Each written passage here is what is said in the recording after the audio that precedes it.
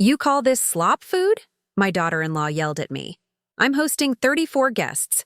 Get up at 3 a.m. and start cooking, and the old man will mow the lawn. My husband froze.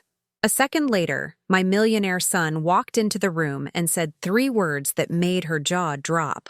I'm glad to have you here. Follow my story until the end and comment the city you're watching from, so I can see how far my story has reached. I'm Catherine, and at 69 years old, I thought I'd seen the worst of what family could throw at me. I was wrong. It was a Tuesday evening when Layla stormed into my kitchen, her designer heels clicking against the worn linoleum like bullets.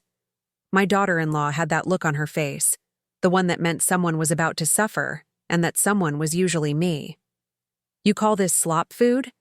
She screamed, pointing at the pot roast I'd spent 3 hours preparing.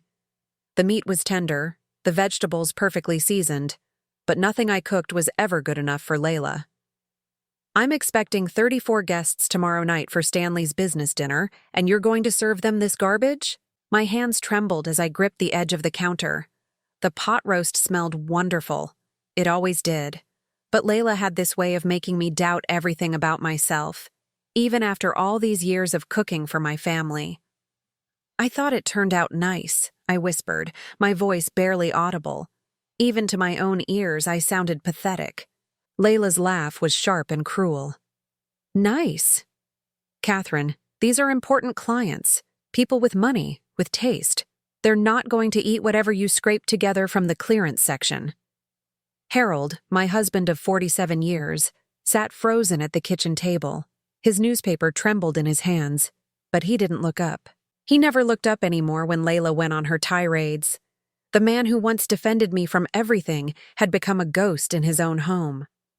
Here's what's going to happen, Layla continued, her voice dripping with authority that made my stomach turn. You're going to get up at 3 in the morning and start cooking properly. Beef Wellington, lobster bisque, chocolate soufflé, the works. And Harold, she snapped her fingers at my husband like he was a dog. You're going to cut the grass at dawn. The yard looks like a jungle. The silence that followed was deafening. Harold's hands shook harder, and I watched 47 years of marriage crumble in that moment. This wasn't the first time Layla had ordered us around like servants in our own home, but something about tonight felt different. More cruel, more final. Layla, that's enough. The voice came from the doorway, calm, but carrying an edge I'd rarely heard from my son. Stanley stepped into the kitchen, still wearing his expensive suit from work. At 38, he'd built a successful tech company, and Layla never let any of us forget how much money he made. But tonight, something was different about Stanley, too. His jaw was set in a way that reminded me of his father in younger days, before life had beaten the fight out of Harold. Layla spun around, her expression shifting from rage to that saccharine sweetness she always used with her husband. Stanley, honey, I was just explaining to your mother about tomorrow's dinner. You know how important this is for your business. Stanley's eyes met mine across the kitchen, and for the first time in years, I saw something there that made my breath catch. Recognition, anger, but not at me. 3 words, Stanley said quietly, his gaze never leaving Layla's face. Pack your bags. The silence that followed was so complete I could hear the old refrigerator humming in the corner. Layla's mouth opened and closed like a fish out of water. Harold's newspaper slipped from his hands and hit the floor with a soft rustle. What did you say? Layla's voice was barely above a whisper. Stanley repeated himself, each word deliberate and final. Pack your bags. I gripped the counter harder, my knuckles white against the old formica. In all the years of Layla's abuse, all the times she'd reduced me to tears or made Harold cower in silence, Stanley had never intervened, not once. He'd always seemed oblivious to how his wife treated us, too caught up in his work and success to notice the daily humiliations we endured. But now, watching Layla's face drain of color, I realized I might have been wrong about my son. Very wrong. The kitchen felt smaller suddenly, as if the walls were closing in around us. Layla's breathing became rapid and shallow, her perfectly manicured hands trembling at her sides. This wasn't how her evening was supposed to go. She was supposed to be in control, making demands, watching us scramble to please her. "Stanley, you don't mean that," she said, forcing a laugh that sounded more like a sob. "We're just planning a dinner party. Your mother and I sometimes have our little disagreements, but—" "Little disagreements?" Stanley's voice rose slightly, and I saw something I'd never seen before in my son's eyes. Years of suppressed anger finally breaking free. "Is that what you call screaming at my 69-year-old mother to cook for 34 people at 3 in the morning?" Harold slowly lifted his head, looking between Stanley and Layla with an expression I couldn't quite read. Hope, maybe, or fear. After so many years of keeping quiet, maybe he'd forgotten what it felt like to have someone stand up for us. Layla took a step toward Stanley, her hand reaching out to touch his arm, but he stepped back. The rejection was subtle but unmistakable, and I saw her face crumple for just a moment before she rebuilt her composure.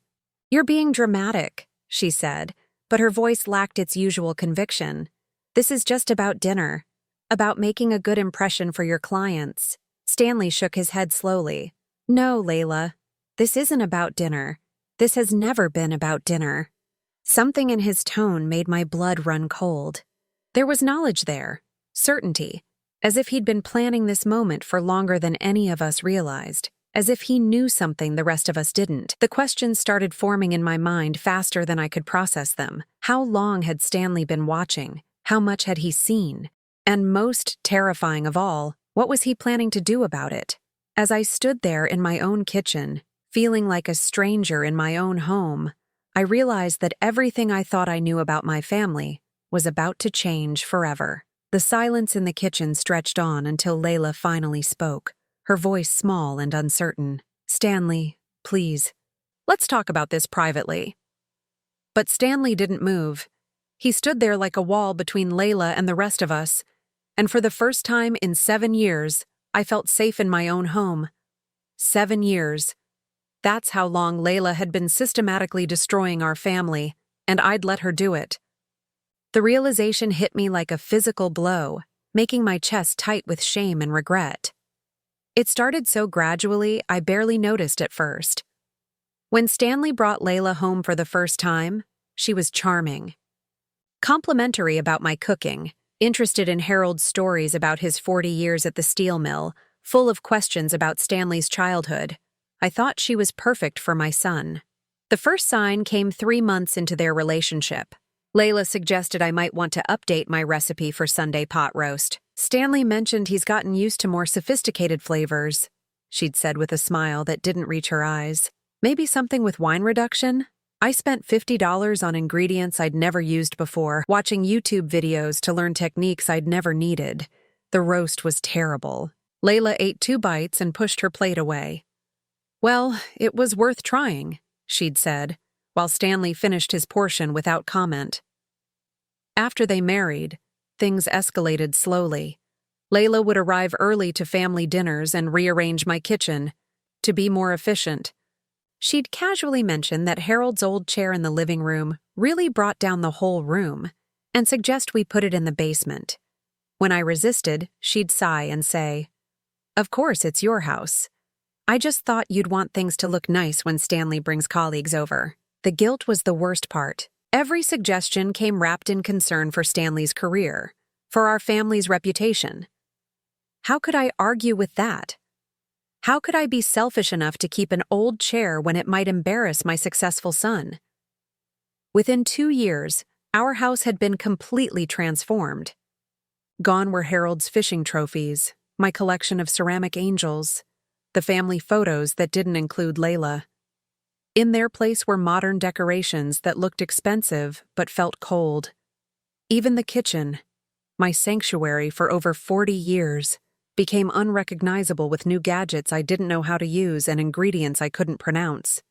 But the changes to our house were nothing compared to what happened to Harold and me. "Catherine, you really shouldn't wear that color," Layla would say when Stanley came for dinner. "It washes you out. You want to look your best for your son, don't you? Harold, maybe you could save your work stories for another time. Stanley's had a long day, and these business tales can be so boring." Every comment was delivered with a smile, often with a hand on my arm or Harold's shoulder as if she cared about us. But underneath each suggestion was the clear message, "You're not good enough. You're embarrassing. You need to be managed." The worst part was watching Harold shrink into himself. The man who once filled every room with his booming laugh became quiet, then silent. He stopped telling his stories, stopped voicing his opinions, stopped looking people in the eye. By year 5 of their marriage, he'd become a shadow in his own home, and I'd become something worse. I'd become grateful for Layla's attention, even when it hurt. At least someone was still talking to me, even if it was to criticize. At least I still mattered enough to be corrected. Standing in my kitchen now, watching Stanley face down his wife, I remembered the exact moment I realized how far I'd fallen. It was 6 months ago during Stanley's birthday dinner. I'd spent 3 days preparing his favorite foods from childhood: meatloaf with mashed potatoes, green bean casserole, chocolate cake with vanilla frosting. Layla took one look at the table and laughed. "Oh, Catherine, this is so sweet. Like a children's birthday party." "Stanley, remember when you were 12 and still thought meatloaf was fine dining?" Stanley had shifted uncomfortably, but said nothing. I'd stood there, watching 7 years of my dignity crumble around me, and actually apologized for making my son's favorite foods for his birthday. That night, I threw away the rest of the cake and cried myself to sleep. But now, watching Stanley's face as he stared down Layla, I was starting to wonder if I'd misread everything. The way he'd said, "pack your bags," wasn't spontaneous anger. There was too much certainty in it, too much finality, as if he'd been planning this moment. "How long have you been watching?" I asked quietly. Stanley turned to look at me, and I saw something I hadn't seen in years: respect. "Too long, Mom. Way too long." Layla's head snapped toward me, her eyes narrowing. "Watching what? Catherine, what are you talking about?" But I wasn't looking at Layla anymore. I was studying my son's face, seeing things I'd missed. The way his jaw had tightened every time Layla criticized my cooking. The careful distance he'd started keeping from his wife during family gatherings. The questions he'd begun asking about Harold's health, about whether we were happy, about whether we needed anything. I'd thought he was being polite. I'd thought he was too busy to really care. But what if I'd been wrong? What if Stanley had been paying attention all along? "Stanley," Harold spoke for the first time since the confrontation began, his voice hoarse from disuse. "Son, what's happening here?" Stanley looked at his father with an expression so full of pain it made my heart ache. "I'm fixing something I should have fixed years ago, Dad." The weight of those words settled over the kitchen like a heavy blanket. This wasn't just about tonight's dinner or Layla's latest demands. This was about 7 years of accumulated damage, 7 years of watching his parents become strangers in their own home. Layla must have sensed the shift in the room because her voice became desperate. "Stanley, you're being ridiculous. We're a family. Families have disagreements, but we work through them. You can't just..." "Can't just what?" Stanley interrupted. "Can't just stop pretending that what you've done to my parents is normal? Can't just acknowledge that you've spent 7 years systematically destroying their self-worth?" My knees felt weak. In all the years of Layla's subtle cruelties, no one had ever named what was happening. No one had ever called it what it was. Hearing Stanley say it out loud made something inside me break open. Not in pain, but in recognition. "You don't understand," Layla said, her voice cracking. "I was just trying to help them, trying to make things better, more modern, more what?" Stanley's voice was getting louder. "More like you? More ashamed of who they are?" The kitchen fell silent again, but this time the silence felt different, expectant, as if we were all waiting for something to be revealed, something that would explain how we'd gotten to this moment. And looking at Stanley's face, I had the distinct feeling that revelation was coming sooner than any of us expected. Stanley reached into his jacket pocket and pulled out his phone.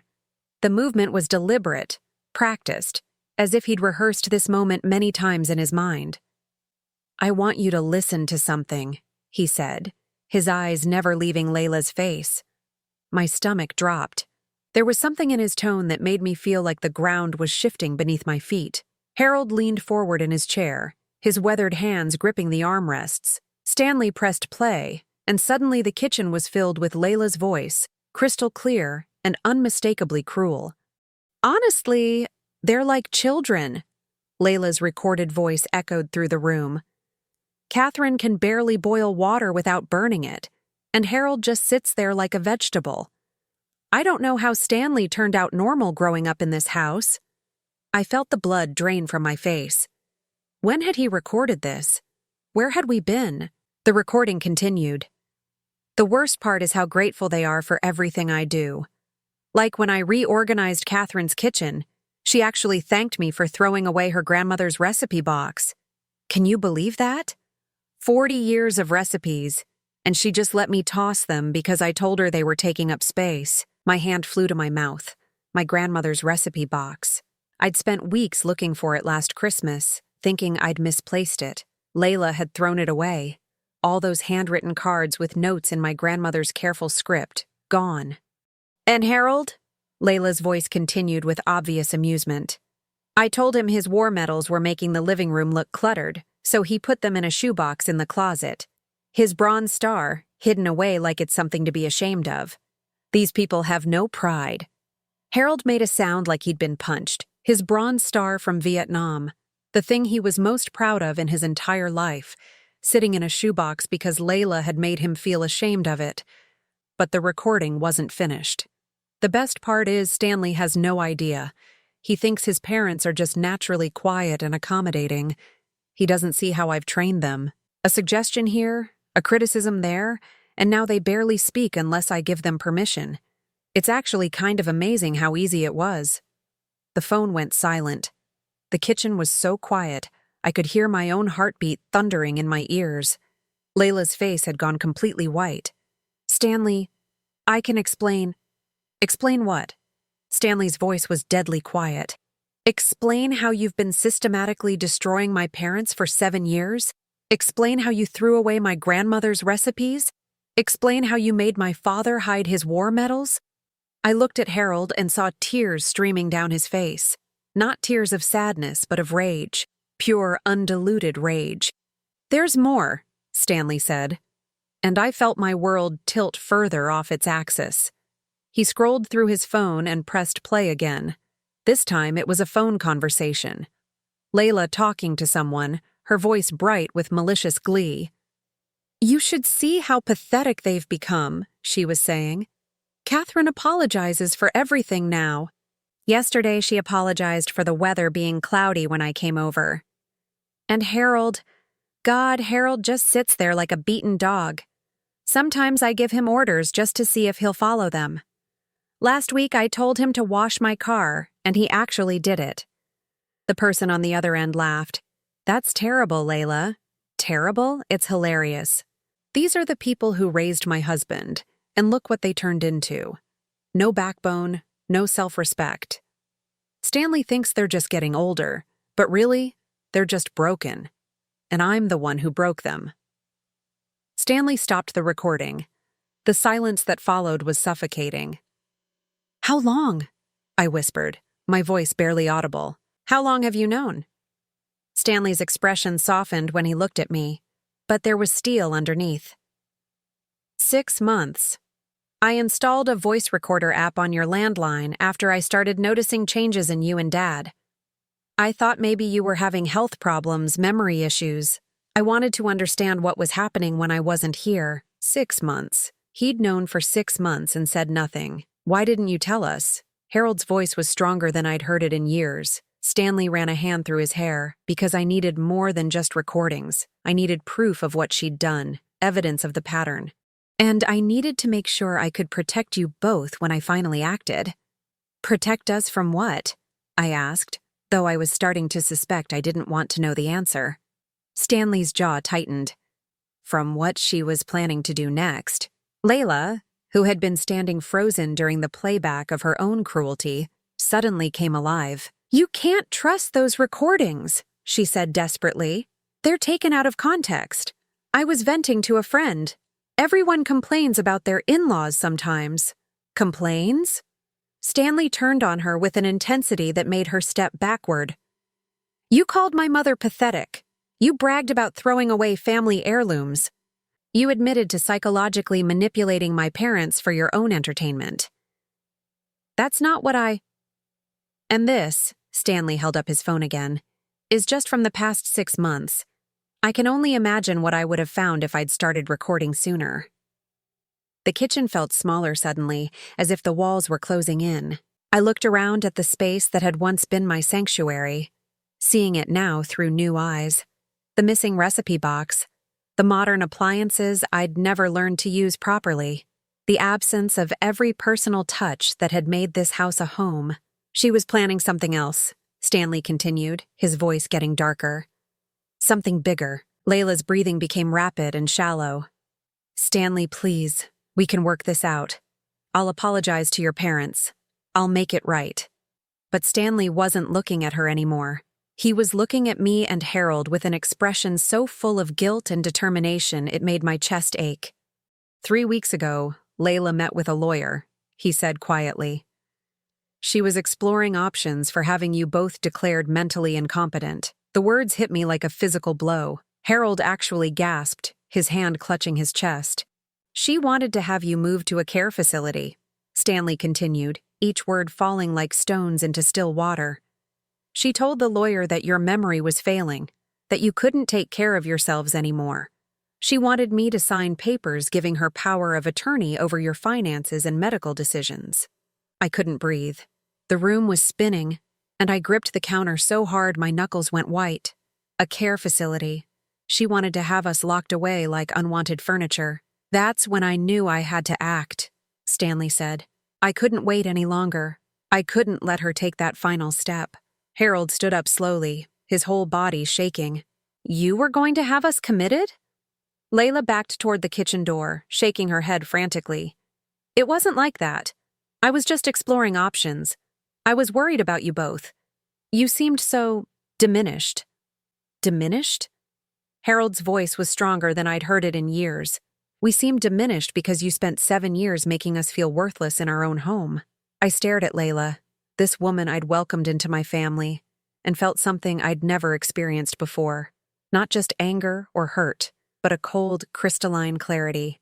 I could see her now for exactly what she was and what she'd done to us. But more than that, I could see what she'd almost succeeded in taking from us forever. Not just our dignity or our belongings, but our freedom itself.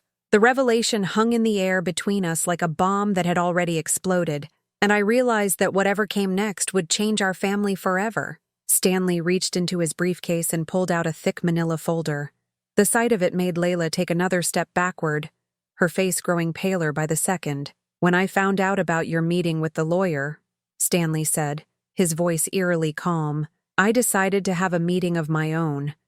He opened the folder and spread several documents across the kitchen table. Legal papers, official-looking documents with seals and signatures that made my heart race. What is this? Layla whispered. Stanley looked at her with an expression I'd never seen before. Not anger, but something colder, something final. These are transfer documents. As of yesterday morning, this house and all its contents are legally in my mother's name. I blinked, certain I'd misheard. What? The house, Mom. The bank accounts, the investments, even my trust fund. Everything is now legally yours. Stanley's voice was steady, but I could see his hands trembling slightly. Layla has no claim to any of it. The silence that followed was deafening. Layla stared at the papers as if they were written in a foreign language, her mouth opening and closing without sound. That's impossible, she finally managed. Stanley, you can't just... We're married. I have rights. Stanley's laugh was bitter. Rights? You want to talk about rights? What rights did you give my parents when you threw away their belongings? When you made them feel like strangers in their own home? Harold moved closer to the table, looking at the documents with amazement. Stanley, son, you didn't have to... Yes, I did. Stanley's voice was firm. I should have done it years ago. I should have protected you both instead of being so blind to what was happening. I picked up one of the papers with shaking hands. It was a deed transfer, dated yesterday, making me the sole owner of the house Harold and I had lived in for 43 years. The house we'd almost lost to Layla's machinations. This is real? I asked, my voice barely above a whisper. It's real, Mom. And there's more. Stanley pulled out another document, this one bearing the letterhead of a prestigious law firm. I've also had divorce papers drawn up. They're already filed with the court. Layla made a sound like a wounded animal. You can't divorce me. We have to go to counseling first. We have to try to work things out. Work what out? Stanley's voice rose for the first time since this confrontation began. Your systematic abuse of my parents? Your plan to have them declared incompetent? Your attempt to steal their home and their dignity? The papers scattered slightly as Harold leaned over the table, reading with an intensity I hadn't seen from him in years. It says here that Layla gets nothing in the divorce. No alimony, no property settlement? Stanley nodded grimly. Texas law is very clear about financial settlements when one spouse has engaged in cruel treatment of family members, especially elderly family members. You can't prove cruel treatment, Layla said desperately, but her voice lacked conviction. Stanley held up his phone again. I have 6 months of recordings, Layla. 6 months of you admitting to psychological manipulation, discussing your plans to have my parents committed, bragging about breaking their spirits.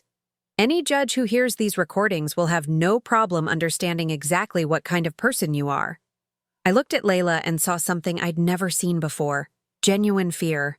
For 7 years, she'd held all the power in our family. She'd controlled the narrative, manipulated the situations, made us all dance to her tune. But now, suddenly, she was the one without options. Stanley, please, she said, her voice breaking. I love you. I know I made mistakes, but I love you. We can fix this. Love? Stanley's voice was incredulous. You think love is systematically destroying someone's self-worth? You think love is plotting to have elderly people removed from their own home? Harold stood up straighter than I'd seen him stand in years. Stanley, how long have you been planning this? Since the day I realized what she was doing to you both. But it took me months to put everything in place. Stanley looked at both of us with an expression full of regret. I'm sorry I waited so long. I'm sorry I let it go on as long as it did. I felt tears building in my eyes, but for the first time in years, they weren't tears of sadness or frustration. They were tears of relief. You were protecting us. I was trying to. I just wish I'd acted sooner. Layla suddenly lunged forward, grabbing at the papers on the table. These can't be legal. You can't just give away everything we own without my consent. Stanley caught her wrist gently but firmly. Everything we owned was mine before we got married, Layla. You signed a prenuptial agreement, remember? You were so confident that our marriage would last forever that you didn't bother reading the fine print. The color drained completely from Layla's face. The prenup was just about your business assets. The prenup was about all my assets, Stanley corrected, including the trust fund my grandparents left me, which is what I used to buy this house for my parents 20 years ago. Technically, I've always been the legal owner. I just never told you that. I stared at my son in amazement. You bought our house? Stanley's expression softened. When Dad retired and you were worried about the mortgage payments, I bought it outright and let you live here. I never wanted you to feel like you owed me anything, so I never mentioned it. But yesterday, I transferred full ownership to you, Mom. This is your home now, completely and legally. Harold was reading another document, his eyes wide. This says you've also set up a monthly income for us. $5,000 a month, Stanley confirmed, from the trust fund. You'll never have to worry about money again. $5,000 a month. I couldn't even comprehend that amount of money. Harold and I had lived on his pension and Social Security for years, carefully budgeting every purchase, worrying about every unexpected expense. Stanley, I whispered, this is too much. We can't accept. You can and you will, he said firmly.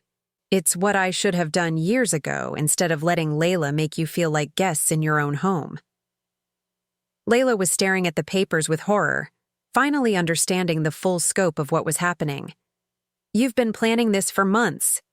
You let me make those appointments with the lawyer, let me think I was going to succeed, and all along you were planning to destroy me.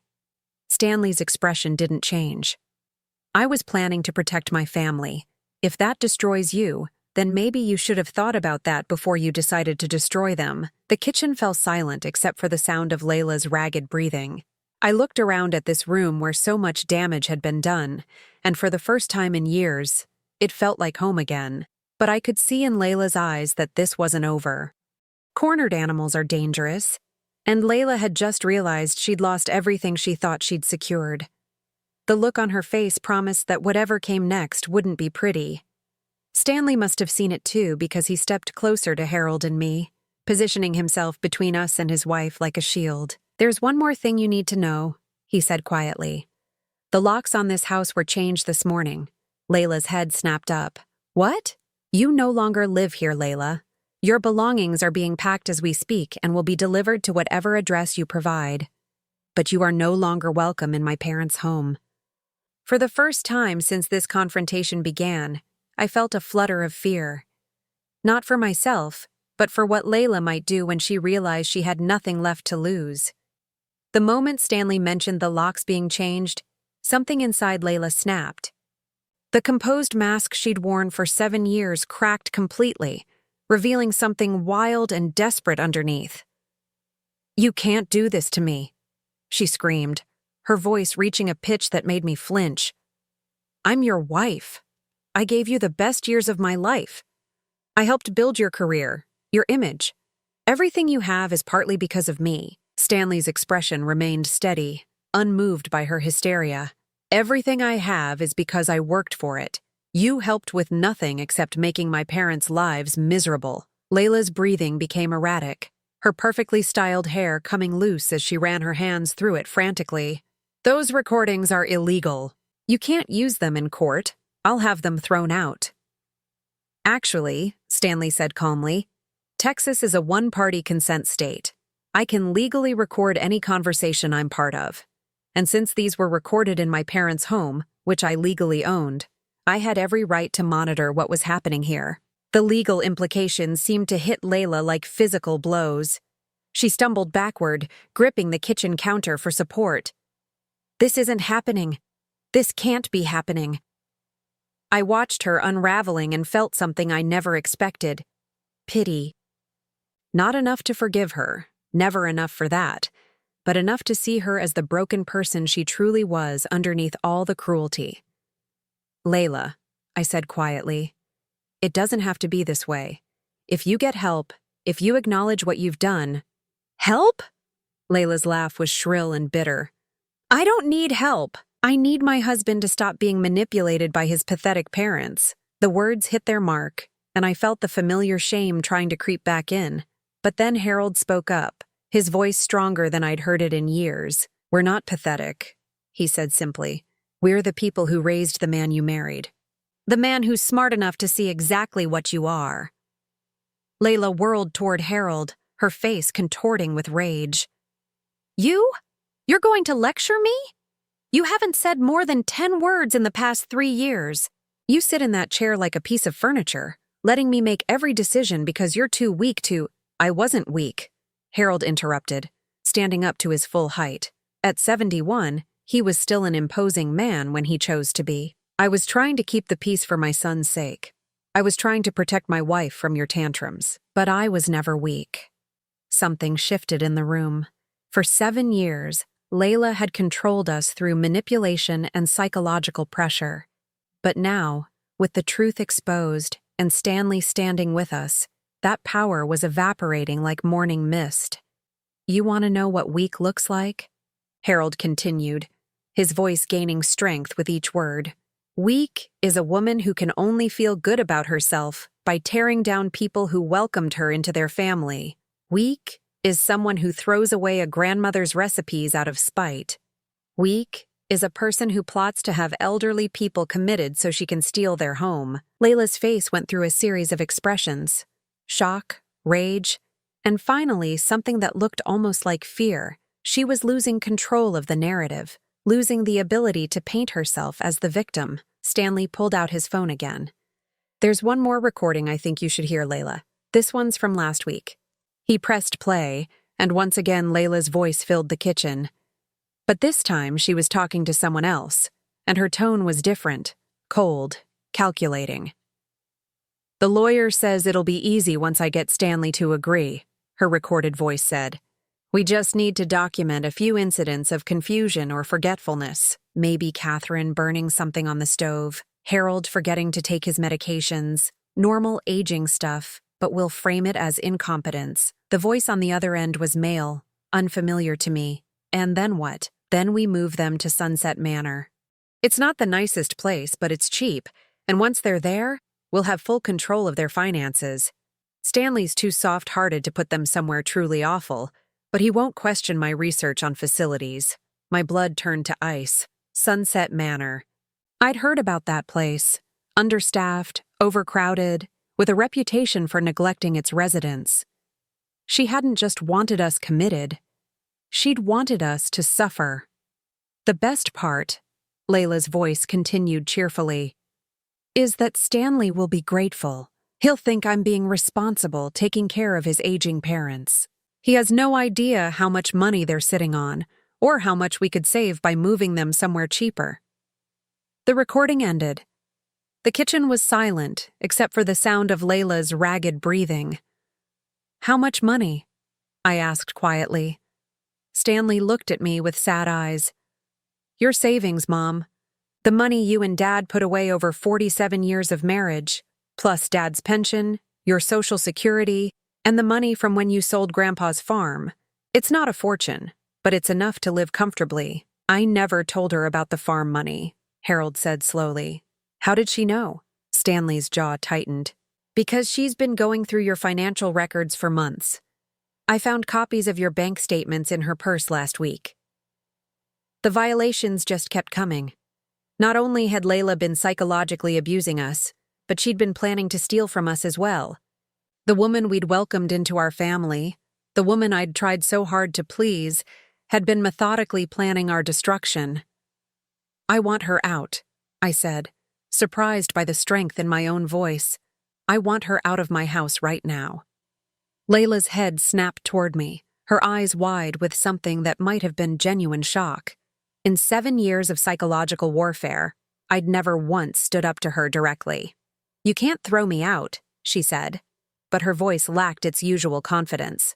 "This is my home, too." "No," I said firmly, feeling decades of suppressed anger finally finding its voice. "This was never your home.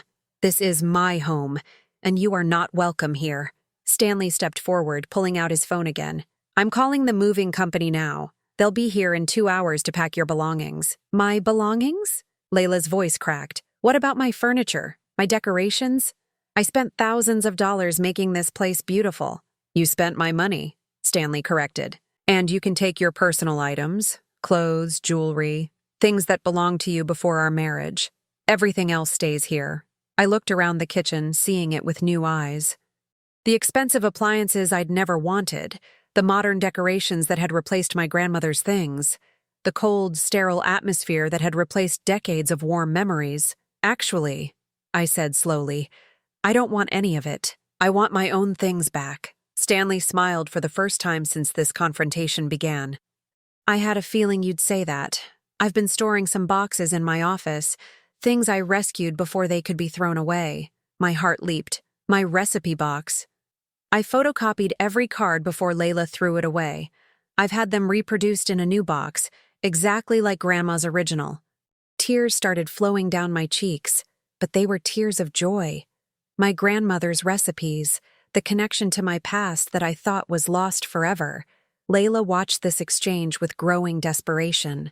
"Stanley, please, we can work this out. I'll apologize. I'll make it right with your parents. Just don't throw away 7 years of marriage over this." Stanley looked at her with an expression that might have been pity if it weren't so cold. "Layla, you didn't make a mistake. You didn't lose your temper or act impulsively. You systematically abused my parents for years, and then you planned to steal from them and have them committed. That's not something you work through in counseling. That's something you go to prison for." The word prison hung in the air like a death sentence. Layla's face went completely white. "Prison?" she whispered. "Elder abuse is a felony in Texas," Stanley said matter-of-factly. Financial exploitation of the elderly can carry a sentence of up to 20 years. I haven't decided yet whether to press charges, but I have more than enough evidence. Layla collapsed into a chair, her composure finally completely shattered. For the first time since I'd known her, she looked small, defeated, human. "Please," she whispered, and for once, there was no manipulation in her voice, no calculated charm, just genuine terror. "Please don't send me to prison. I'll disappear. I'll sign whatever you want. I'll never contact any of you again." Stanley looked at Harold and me. "It's not my decision alone. Mom, Dad, she hurt you the most. What do you want to happen to her?" I stared at this woman who had nearly destroyed my family, who had planned to steal our home and our dignity, who had almost succeeded in erasing everything Harold and I had built together. Part of me wanted to see her punished, wanted her to pay for every moment of pain she'd caused. But looking at her now, broken and terrified, I realized something important. My anger wasn't gone, but my need for revenge was. I just wanted her out of our lives forever. "I want her gone," I said finally. "I want her to disappear and never come back. If she can do that, really do that, then maybe we don't need to involve the police." Stanley nodded slowly. "That can be arranged. But Layla, understand this. If you ever contact my parents again, if you ever try to come back, if you ever so much as drive past this house, I will have you arrested immediately. Are we clear?" Layla nodded frantically, tears streaming down her face. Yes, I understand. I'll disappear. I'll leave town. You'll never see me again." As I watched her fall apart, I felt something I hadn't experienced in 7 years, the return of my own power, the knowledge that this was my home, my family, my life, and no one would ever again make me feel like a stranger in it. The nightmare was almost over. 3 months have passed since that night in the kitchen, and I'm sitting in my garden on a warm September morning, watching Harold tend to the tomato plants he replanted after we found out Layla had poisoned his original garden with salt. It's taken time, but life is growing back. The moving truck had arrived exactly 2 hours after Stanley's call, just as he'd promised. I watched from my living room window as strangers carried out all the cold, modern furniture that had replaced my family's belongings. Layla supervised in silence, her face still swollen from crying, her usual commanding presence completely deflated. She never said goodbye. When the last box was loaded, she simply got into her car and drove away.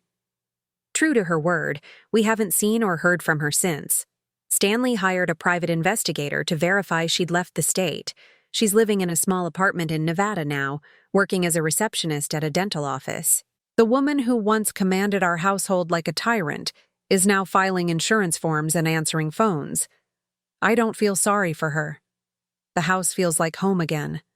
Stanley had indeed saved more than I'd dared hope. My grandmother's china came out of storage, along with Harold's war medals, which now hang proudly in the living room where they belong. The ceramic angels I'd collected over the years are back on their shelf, and family photos cover the mantelpiece once more. But the most precious recovery was my recipe box. Stanley had not only photocopied every recipe before Layla destroyed them, but he'd had them professionally restored on aged paper and placed in a replica of my grandmother's original wooden box. When he presented it to me the day after Layla left, I cried for an hour. I should have protected it better, I told him, running my fingers over the familiar handwriting. You shouldn't have had to protect it at all, he replied, and I should have stepped in sooner. We've had many conversations like that over the past 3 months. Stanley carries guilt that I wish I could take from him, the weight of knowing he could have ended our suffering years earlier. But I've learned something important in these months of recovery. Sometimes the people who love us most need time to find the courage to act. Harold has changed the most dramatically. The man who barely spoke for 3 years now tells stories again, laughs again, takes up space in his own home again. Last week, he started volunteering at the VFW, helping other veterans navigate their benefits. He wears his Bronze Star pin on his jacket every time he goes. I forgot who I was, he told me one evening as we sat on the porch swing he'd brought out of storage.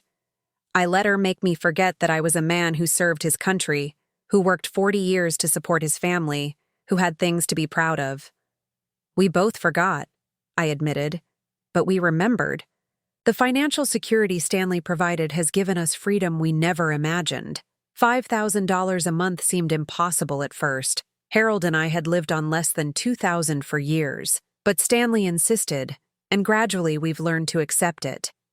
I've started taking cooking classes, not because anyone demanded I improve, but because I want to. For the first time in decades, I'm cooking for the joy of it, rather than to avoid criticism.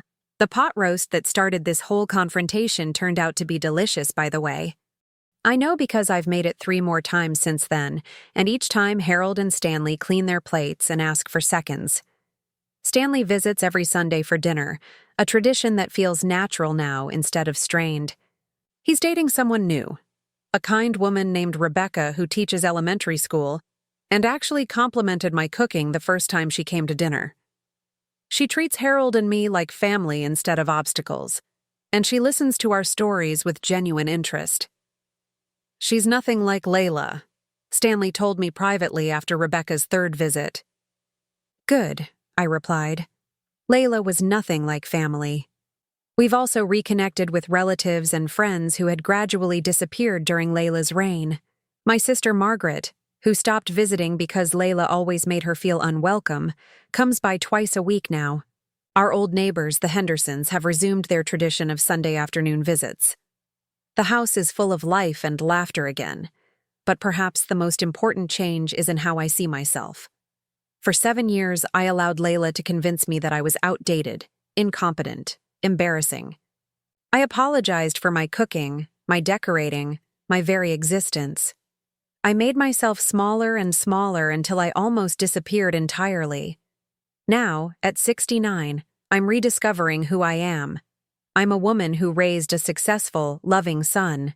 I'm a wife who's been married to the same man for 47 years. I'm a cook whose recipes have fed 3 generations of family. I'm a person worthy of respect, dignity, and love. The lesson came at a terrible cost, but it came nonetheless. I learned that family isn't just about blood relations. It's about who protects you, who values you, who sees your worth even when you've forgotten it yourself. Stanley proved he was my family that night in the kitchen.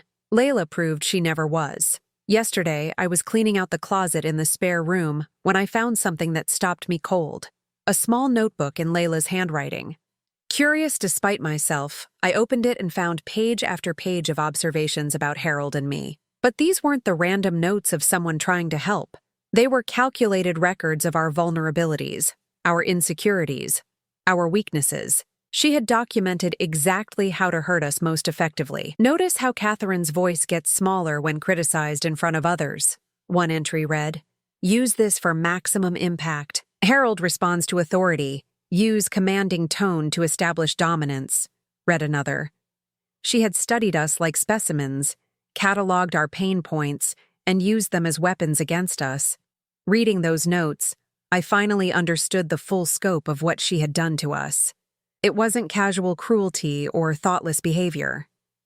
It was deliberate, systematic psychological warfare. I burned the notebook in the fireplace that evening, watching years of documented abuse turn to ash.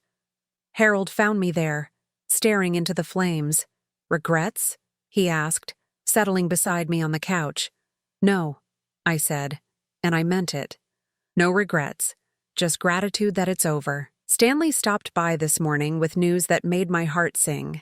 The house next door, where the Millers lived before they moved to Florida, has been sold.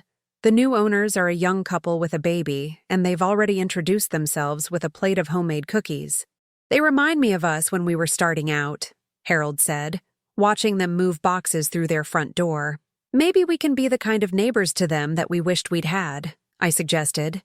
"This afternoon, I'm baking a casserole to take over as a welcome gift." It's my grandmother's recipe for tuna noodle casserole, written in her careful script on a card that I thought was lost forever. As I prepare it, I can almost feel her presence in the kitchen, approving of this return to hospitality and kindness. The phone rings as I'm adding the breadcrumb topping. It's Margaret, calling to confirm Sunday dinner plans. Stanley and Rebecca will be there, along with the Hendersons, and now Margaret and her husband Tom. My dining room table, which sat empty for so many months, will be full again. "Should I bring anything?" Margaret asks. Just yourself, I tell her, and I mean it. For too many years, every gathering in this house came with demands, expectations, requirements. Now the only requirement is showing up as yourself, being welcomed as you are. As I slide the casserole into the oven, I catch sight of my reflection in the window. The woman looking back at me stands straighter than she has in years. Her eyes are clearer, her expression more confident.